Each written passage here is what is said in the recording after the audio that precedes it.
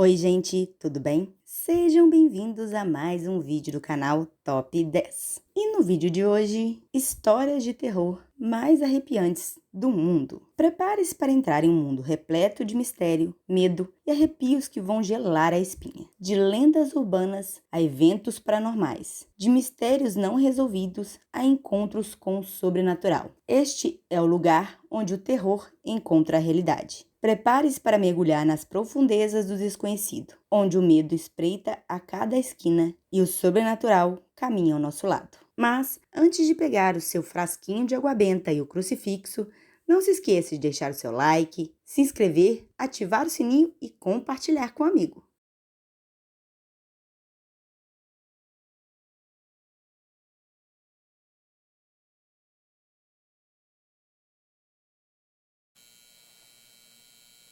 Escócia, a morte branca. Uma garotinha da Escócia, que estava infeliz com a sua vida, planejou o seu fim. Para isso, ela queimou seus documentos e fotos, tentando apagar qualquer rastro que comprovasse que ela havia existido. Essa criança, então, deu fim à sua vida e seu corpo ficou desaparecido durante algum tempo. Ao encontrarem o cadáver, gradativamente, os parentes da garotinha morreram e sem pistas do que poderia ter acontecido com eles. Além das mortes misteriosas, outras pessoas que descobriram esse fato macabro viram o espírito da garotinha e também foram mortos.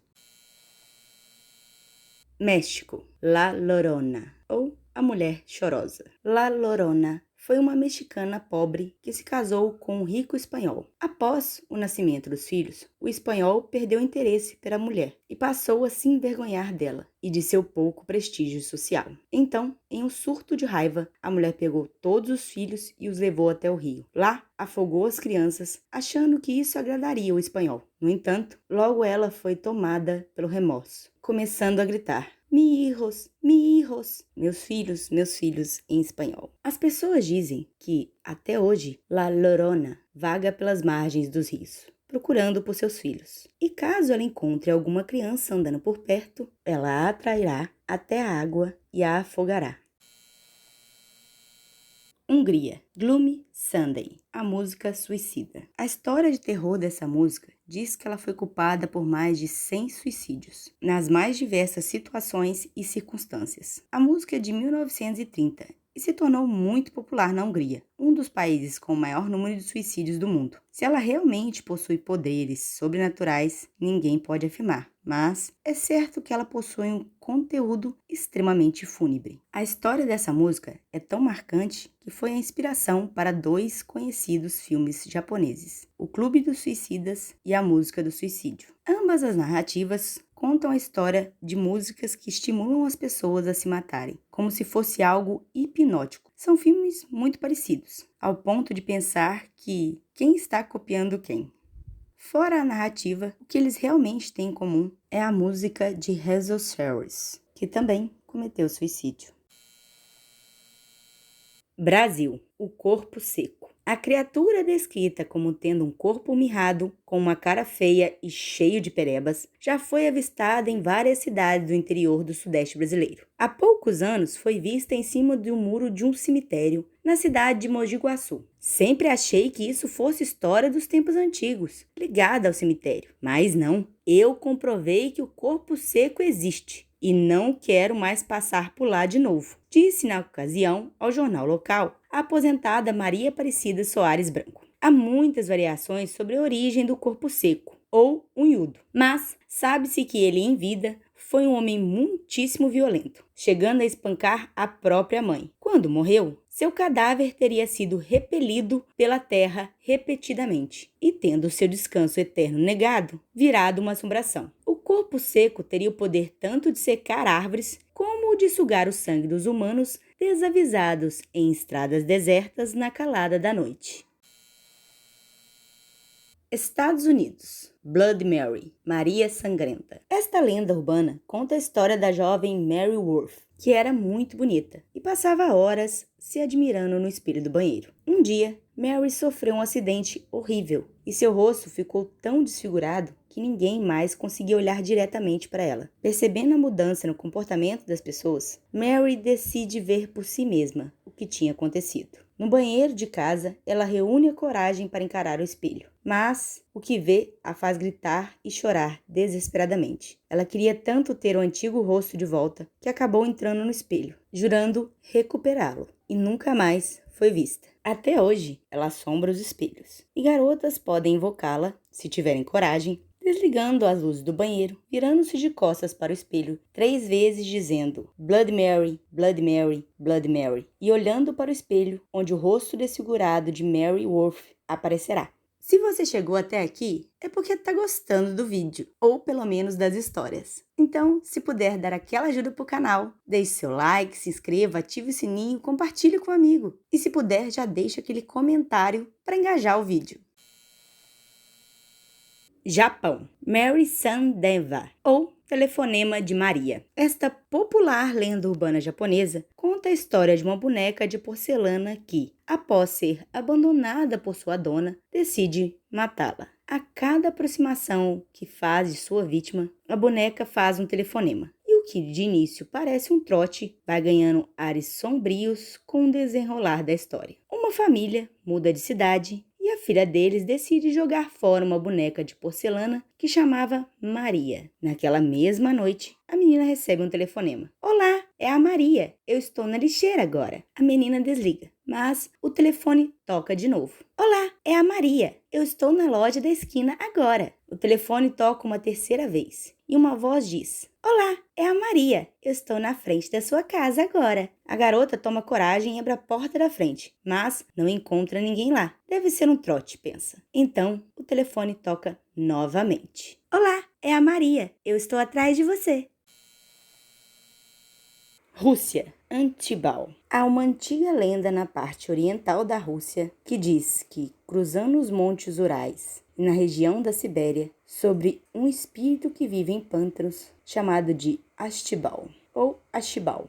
Ninguém que o avistou viveu para contar a história. Por isso, a descrição de sua aparência varia bastante. No entanto, sabe-se que ele é uma criatura alta, coberta por água pantanosa e com as pernas e os braços e outras partes do corpo cobertas e protegidas por plantas e troncos. Apesar do Astibal não caçar pessoas deliberadamente, caso alguém se depare com ele, ele tentará matar o invasor. Antes disso, no entanto, ele pode deixar as pessoas surdas, cegas e desorientadas. Ele fará de tudo para que você se perca e se afogue no pântano, caso se sinta ameaçado. Dependendo da região, as pessoas também acreditam que Astibal não possui olhos e pode imitar o som de qualquer animal, como patos e pássaros, para atrair os caçadores locais.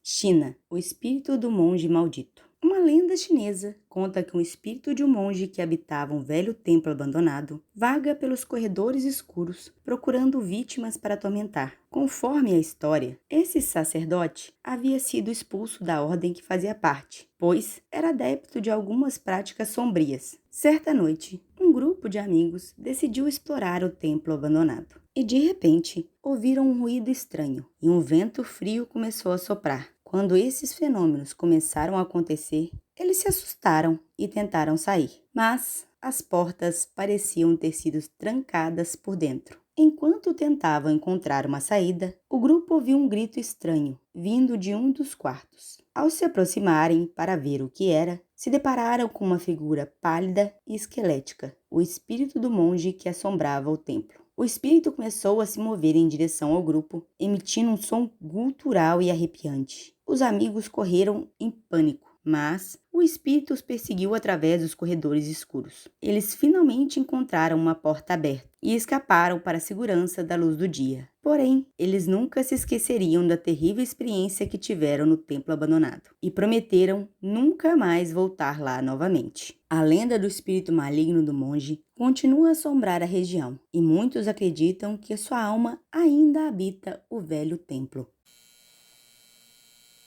França, La Maison Sanglante, a casa que sangra. A Maison Sanglante ficava em Saint-Quentin, uma cidadezinha na região de Aisne, na França. A história começa em 1986, quando um casal se muda para lá e um mês depois começa a ouvir barulhos estranhos, como gemidos e sons de panela batendo vindos do chão. A princípio, os dois acharam que eram os vizinhos, mas as coisas começaram a ficar cada vez mais estranhas. Certo dia, a esposa viu uma substância vermelha estranha e viscosa escorrendo pela parede da cozinha. Seria sangue? Seu marido tentou acalmá-la, dizendo que provavelmente era apenas uma tinta antiga reaparecendo. Somente quando o fenômeno começou a acontecer em outras partes da casa, os dois decidiram chamar a polícia. A investigação chegou a uma conclusão assustadora. Não era tinta, mas sangue humano. O casal, então, decidiu passar uma semana fora da casa e espalhou farinha pelo chão de todos os cômodos, na tentativa de pegar alguém fazendo uma brincadeira de mau gosto. Quando voltaram, no entanto, não encontraram nenhuma pegada, só todas as paredes totalmente cobertas de sangue. Um padre foi chamado e ele deu o veredito. Tratava-se de uma obra do demônio e a casa deveria ser demolida o quanto antes. Quando a casa veio abaixo, foram descobertos os corpos de cerca de 50 soldados alemães da Primeira Guerra Mundial, sobre suas fundações. Alemanha. Waldner-Rostad. O Waldner-Rostad foi construído pela Ordem Franciscana em 1913, em Schwalmtown, na Alemanha, como um complexo de hospital, escola e igreja, que abrigava cerca de 600 pessoas com deficiência física e ou mental. Durante a ascensão do regime de Adolf Hitler, os franciscanos foram expulsos e a função da instituição mudou dramaticamente. A princípio, todos os adultos que moravam no local tiveram que passar por uma esterilização obrigatória, um destino comum para todos os setores indesejados da sociedade nazista, tal como alcoólatras, esquizofrênicos e pessoas com fraquezas congênitas. Após o decreto de eutanásia de 1939, essas pessoas também foram enviadas para a câmara de gás. O mesmo decreto também determinava que todos os bebês nascidos com deficiências incuráveis deveriam ser submetidos à eutanásia. Assim, o Waldner-Rostad tornou-se um matadouro de crianças. Acredita-se que ao menos 97 crianças tenham morrido lá. A maioria delas após receber várias doses de um remédio para dormir vezes seguidas. O processo era longo e agonizante, levando até 8 dias para matar. As crianças acabavam desenvolvendo dispneia e se afogando com o muco anormal que era liberado por sua boca e nariz. Com o fim da Segunda Guerra Mundial, a instalação foi devolvida aos franciscanos, que decidiram vendê-la ao governo federal, que a alugou para diversos fins. Desde 1991, o complexo encontra-se desocupado e à venda. Muitas das pessoas que visitaram o prédio juraram ter ouvido o som de crianças gritando e chorando em seus corredores vazios. Muito obrigada, gente, por terem chegado comigo até aqui. E aí, gostou do vídeo? O que você achou dessas histórias? Deixe aqui nos comentários. E antes que você talvez encontre uma assombração por aí, deixe seu like, se inscreva, ative o sininho e compartilhe com o amigo. Não se esqueça, todos os links estão aqui na descrição. Tchau!